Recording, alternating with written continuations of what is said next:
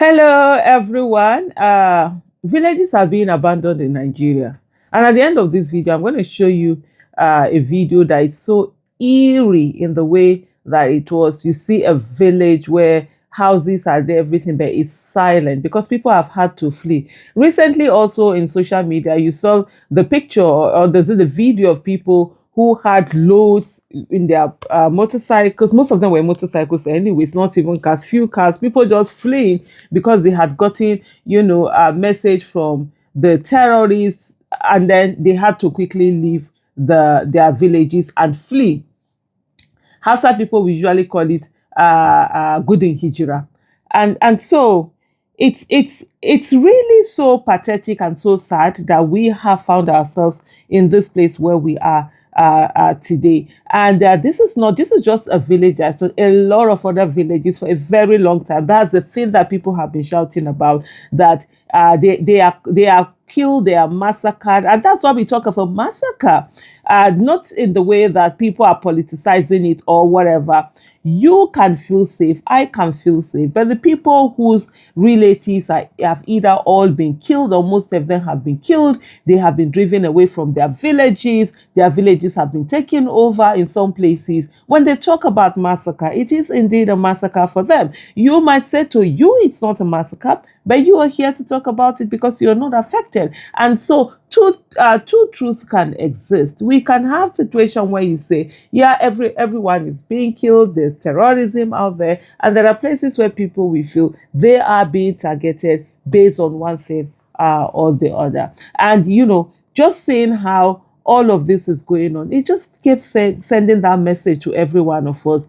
It's only a matter of time before they get into the cities. They start with the villages, they get stronger, they build themselves, they stay there. In the next 10, 20, 30 years, will Nigeria even have cities where people are staying, freely as they should? Or with most of us, or even our children, or the children or our descendants would have fled from these places because they have been taken over. These are conversations we should have. I know most people think that, oh, as long as we pray, everything is going to be okay. There's that selfish streak that you always find all the time where people feel that it's not going to affect them because they're the ones praying. And that's why you see today religious houses, they are just springing up. Everybody that doesn't have a job will go and open a religious center and start praying and start whatever. For people want to escape, they want those few moments of escapism. And so everybody is into it. At least when you go, your problems are forgotten. You're going to have fun. You're going to meet people. You're going to do all the things that you need to do, be in a trance, do all of that, and feel that, yes, all is okay.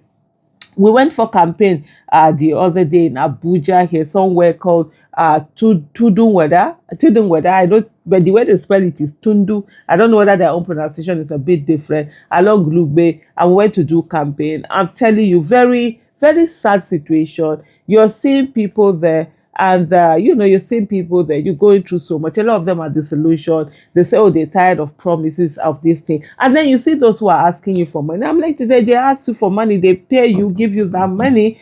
What are you going to use? How would they tar the road? You won't get that tarred road. But there was a particular street, and it's almost like after every two houses there's a religious center. After every two houses, there was one street. I literally counted more than five. Just a street, oh, not too long. Maybe a street that is like 1 kilometer, it's even less than 1 kilometer, maybe 500 meters, kind of a thing. It was just like, and you're just looking at all of this. I'm wondering, is that how we think we're going to escape it? Look, faith without works is dead. God has already told us that.